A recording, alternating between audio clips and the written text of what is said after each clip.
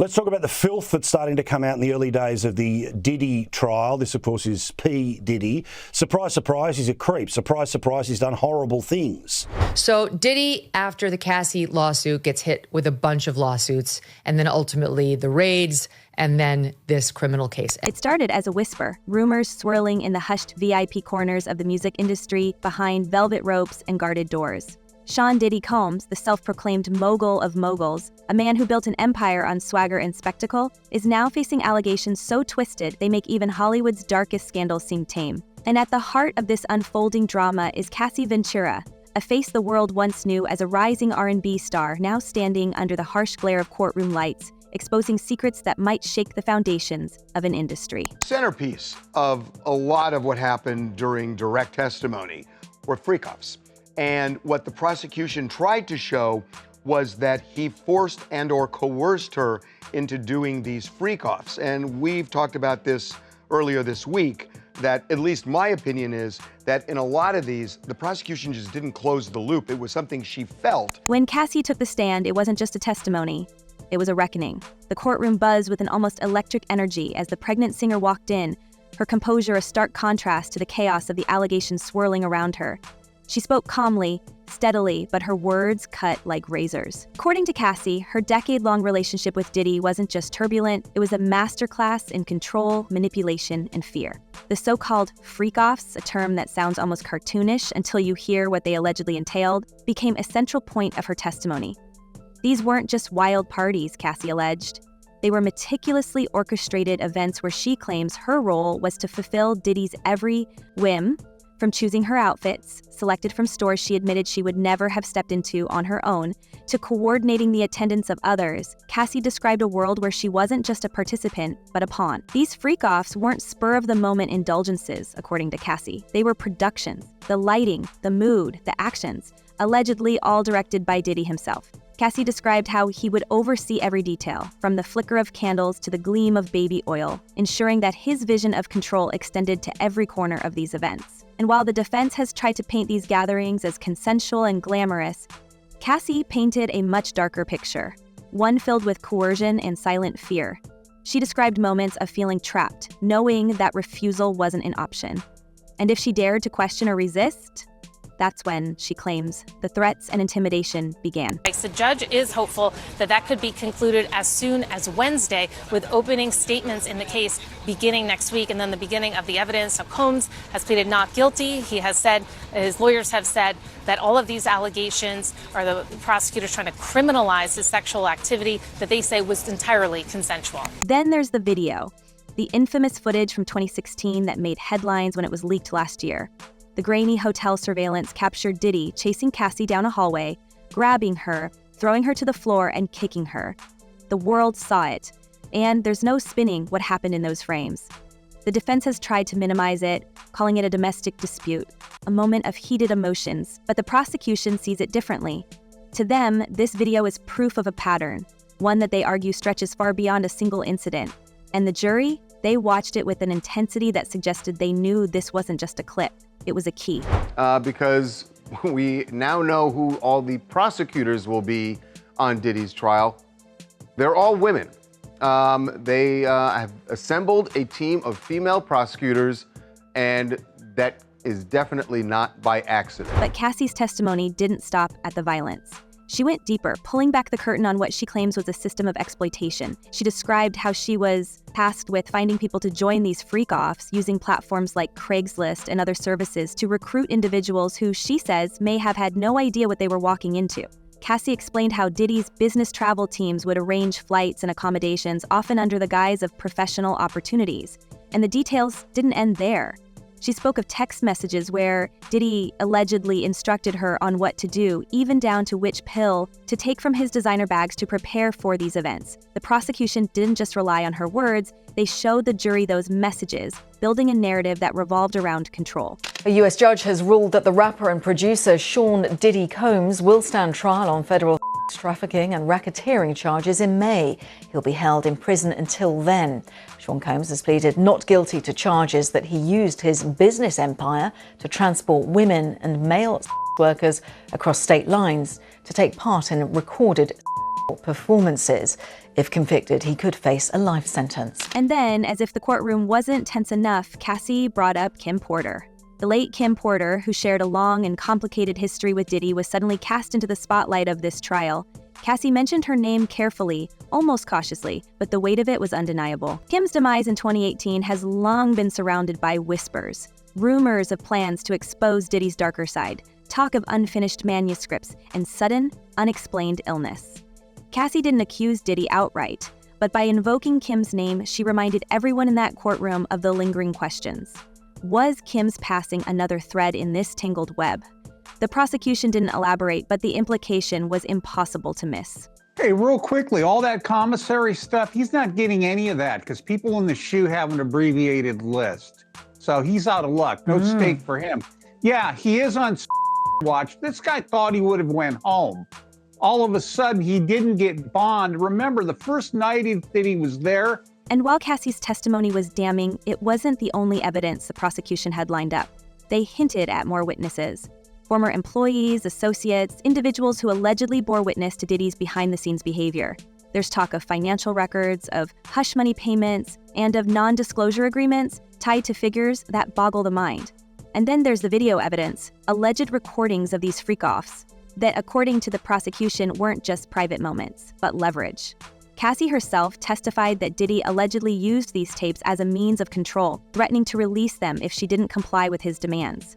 It's a claim that, if true, could redefine the entire narrative of this trial. Now, to the latest on the arrest of Sean Diddy Combs. This one has so many people talking. The disgraced music mogul facing federal racketeering, conspiracy, and trafficking charges. Both the prosecution and defense teams are set to discuss the next phase of action following the indictment as investigators work to determine potential co-conspirators.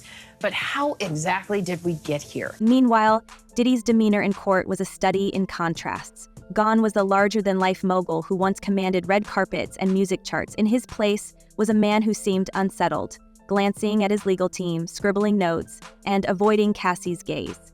His defense team, led by some of the most high-profile attorneys money can buy, has painted a picture of a consensual relationship gone sour. They've pointed to Cassie's own words, moments where she admitted to enjoying parts of their dynamic, and they've suggested that her testimony is driven by financial motives. But the jury? They didn't seem convinced. Every time Cassie spoke, they leaned in. Their expressions, a mix of shock and disbelief. This is very significant, just from who we associate Diddy being and everything we've seen him do over the decades. Like you said, this is quite the downfall to go from, we saw the mansions back in March that were raided by the feds. So to go from living in those mansions to being in a jail cell right now, I think it really underscores the magnitude of what he's facing and the weight of the federal government. And the industry? It's watching all of this unfold with bated breath. Diddy is more than just an artist. He's a brand, a symbol of success in a world that thrives on image. But as these allegations pile up, the cracks in that image are becoming impossible to ignore. Old stories are resurfacing, rumors of other women, other incidents, and a pattern of behavior that, if proven, could dismantle everything he's built. And it's not just Diddy on trial. It's the very culture that allowed him to rise to power unchecked.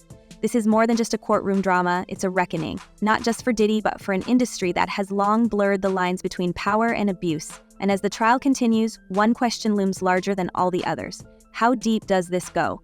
With every witness, every piece of evidence, the picture becomes clearer and darker. And it's only just beginning.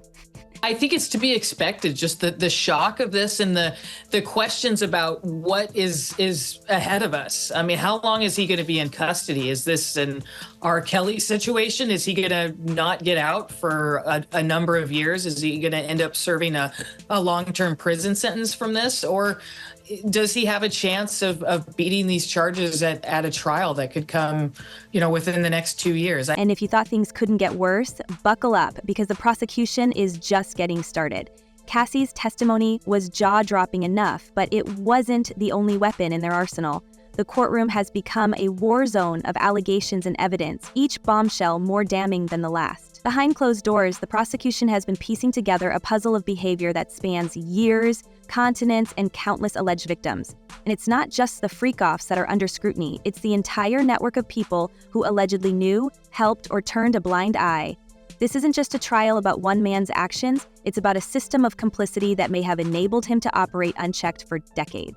It's a question of that, but when you read through the indictment, it's pretty clear who could be indicted as a co-conspirator. Right now, there are people in the indictment who would be considered unnamed co-conspirators, but clearly have played a role in this conspiracy. And I think prosecutors have some big leverage on them because they're hoping that they testify against Diddy as prosecution witnesses. Let's start with the accusations of financial manipulation, because if there's one thing Diddy has always been known for, it's his money and how he uses it to maintain control. Prosecutors have introduced evidence suggesting that payments were made to silence individuals who threatened to expose what went on behind the scenes. One former staffer, whose identity was kept anonymous for safety reasons, claimed that she was tasked with delivering envelopes of cash to people who had been wronged or needed to be quiet. These weren't just payouts, she alleged. They were hush money, designed to keep the machine running smoothly. And when money didn't do the trick, that's when the threats allegedly came into play. But there's also strategic reasons for the prosecutors to want him to have co-defendants, because right now he hasn't waived his right to a speedy trial, which would force prosecutors to take him to trial pretty quick, which they actually might not be ready to do. But if they supersede him and have co-defendants with him, it makes it a lot easier to pursue a trial continuance without him waiving his speedy trial right. The threats weren't always direct, but they were effective. Some witnesses have described being followed, receiving cryptic messages, or having their careers mysteriously stall after crossing Diddy. One aspiring artist, who had been promised a feature on a high-profile track, said it all disappeared overnight after she refused to play along at one of his infamous gatherings. She described how her phone calls went unanswered, her contracts were quietly dropped, and her reputation in the industry took a nosedive. It was like I didn't exist anymore, she told prosecutors. One day I was on the verge of breaking through, and the next I was nobody. And then there's the issue of surveillance. Oh yes, this isn't just a story about control through fear and money. The prosecution has painted a picture of a man obsessed with knowing everything about everyone in his orbit.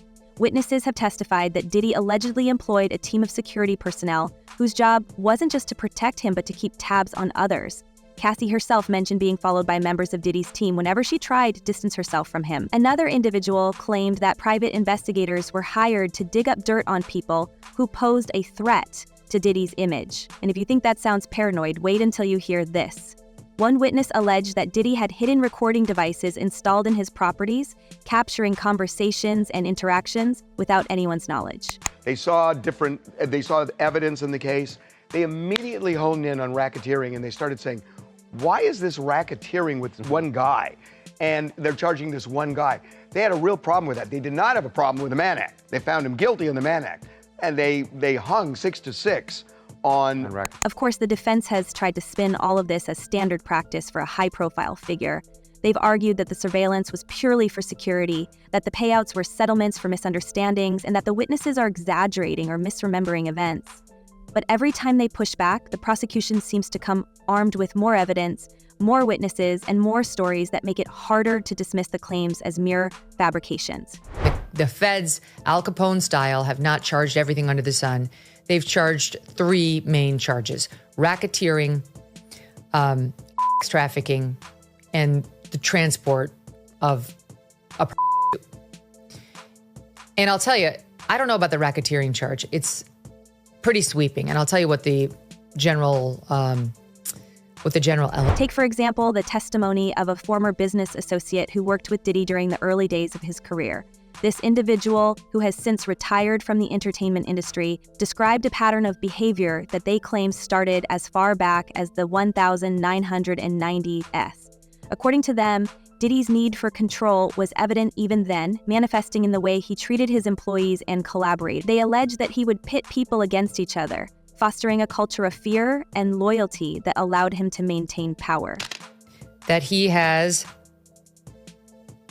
with others, and just because no one else has been charged, which normally in a RICO case you would have others charged. It was a statute that designed to get mob bosses.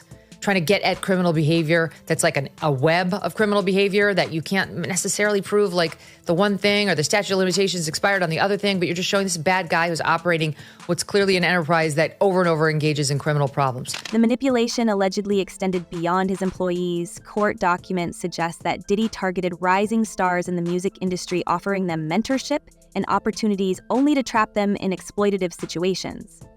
One up-and-coming producer who was 21 at the time claimed that Diddy invited him to a private retreat under the guise of discussing a potential collaboration. Instead, the producer found himself in a high-pressure environment, isolated from his team, and coerced into signing contracts that heavily favored Diddy's company. The producer testified that he felt blindsided, believing he was about to take the next big step in his career, but ended up feeling like he had sold his soul. This testimony adds another layer to the prosecution's case, suggesting that Diddy's methods extended beyond personal relationships into professional exploitation. Unfortunately, we're all going to take a disgusting trip to his seedy, awful world. You know, the man has no class. He has no kindness in his dark, dark heart. And he's depraved. That's my opinion. This is a depraved, disgusting individual about whom I wish to hear nothing after this trial is done. Additionally, there is the chilling testimony of a former event planner who worked on some of Diddy's most extravagant parties. She described a culture of secrecy so intense that staff were required to sign agreements, forbidding them from discussing what they witnessed. According to her, these parties weren't just lavish, they were carefully curated displays of power. She recounted one event where security personnel allegedly confiscated attendees' phones upon arrival, ensuring that no photos or videos could surface. What stood out most was her claim that guests were sometimes instructed to leave their valuables, watches, jewelry, even wallets, at the door. It wasn't optional, it was control, plain and simple. He wanted to make sure that everyone knew they were under his authority. This testimony has left many wondering just how far Diddy's need for control truly went. The question is he a criminal? You know, is he basically akin to a mob boss running several criminal enterprises? And while it's very clear to me he is a depraved, disgusting person, we have to prove that he violated the law. And then there's the matter of the videos. The prosecution has hinted that they have more than just the infamous 2016 footage of Diddy and Cassie. They've suggested that there are other recordings taken during the freak-offs and beyond that could provide further insight into the dynamics of Diddy's world. While the defense has argued that these videos are private and consensual, the prosecution has countered that they were used as tools of control.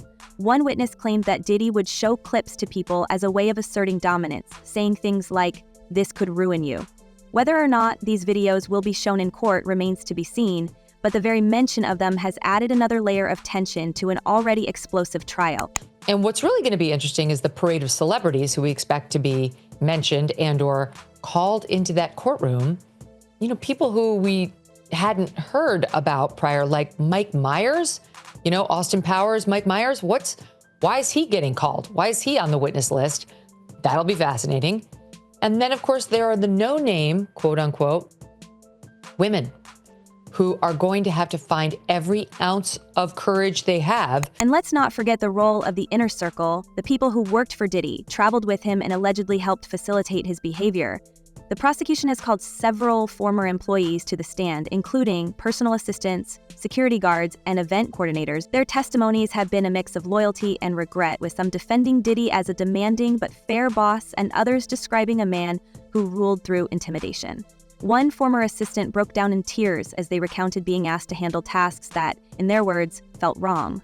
They described booking flights for people who didn't seem to know why they were traveling, arranging accommodations for gatherings they weren't allowed to attend, and being instructed to keep quiet about anything they saw or overheard. And then there are the documents, emails, text messages, financial records, all of which the prosecution claims paint a picture of a man who didn't just bend the rules, he broke them with impunity. One particularly damning piece of evidence was an email exchange between Diddy and a member of his team discussing how to handle an individual who had become a problem.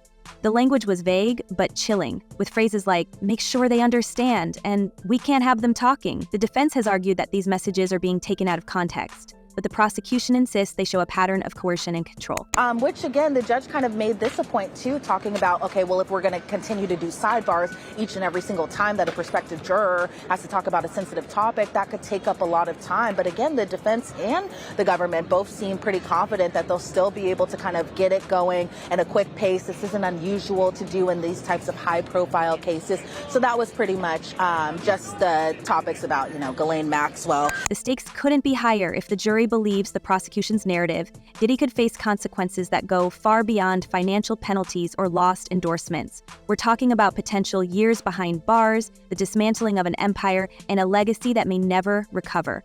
But if the defense manages to sow enough doubt, if they can convince the jury that these are just exaggerated stories from disgruntled former associates, then Diddy might walk away with his empire intact, though forever tarnished in the court of public opinion. So now the question is, what happens next? Will more witnesses come forward? Will the alleged videos see the light of day?